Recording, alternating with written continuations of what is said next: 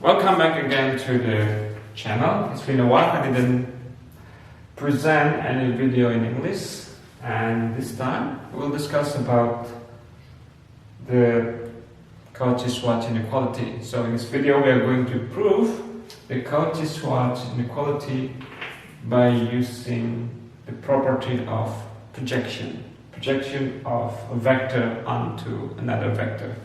So let me remind you, if we have two vectors u and v, we can project one vector onto the other, let's say like this, to get a vector that we call it as the projection of u to v.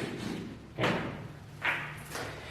And the formula for this projection you can find in any standard textbook on linear algebra or even on calculus. Yeah.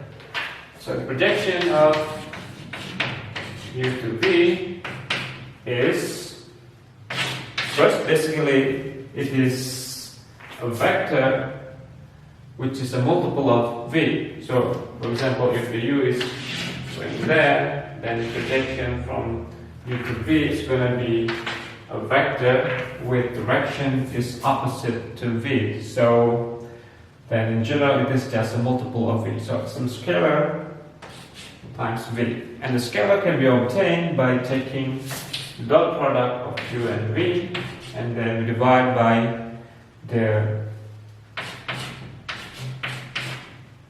length of v squared. So that's the projection. Okay? Now notice that, so before we prove the Cauchy inequality, so let me remind you what is the statement. The Cauchy-Schwarz inequality, that if u and v are vectors in Rn, then we have the dot product of u and v is less or equal to the length of u times the length of v. So this is the Cauchy-Schwarz inequality in terms of vectors. And this is exactly the same as the normal Cauchy-Schwarz that you know. So if you want to see that, so let's call the components of u to be u1, u2, and so on, and the same as well for v.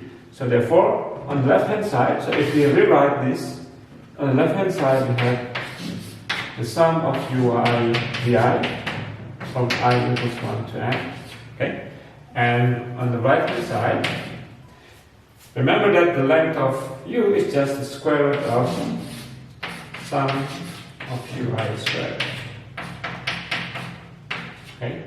And then that one is also the sum of I equals 1 to n vi squared. So this is the normal Cauchy-Schwarz that you probably know in terms of summation and the product of two sequence of numbers. Okay? So, okay, this is the statement that we are going to prove, and I mentioned earlier that we are going to prove it using the property of projection. Okay? So, at least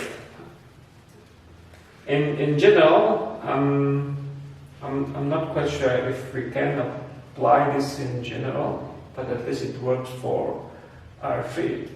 The problem is that for general n, I don't know if we have the same situation as vectors in Rn, but I think it works as well. So just let me know your opinion about this. So the one that we are going to use is that if we have a vector u and a vector v, then we have an angle pattern. This is what makes me uncomfortable if the proof is work as well in Rn. But just let's see what's going on here.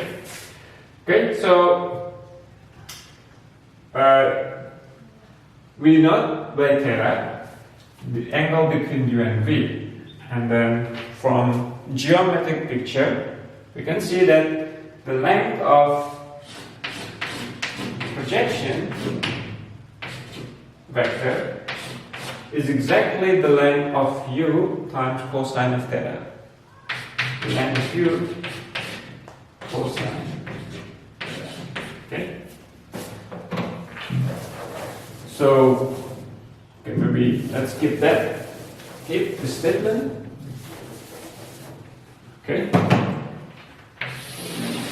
So now let's replace this projection of u onto v by this expression. So the length of this expression, since this is a scalar, then just take the absolute value of this times the length of v. So the left hand side becomes the absolute value of u times v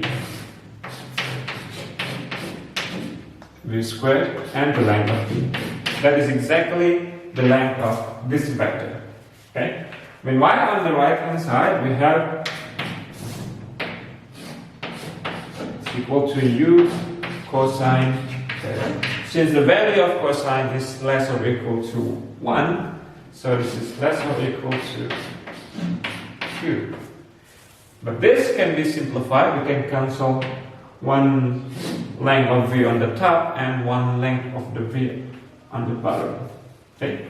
So then we have this over that less or equal to this. So if we multiply both sides with the length of v, then we have the absolute value of u dot v is less or equal to the length of u times the length of v. Okay?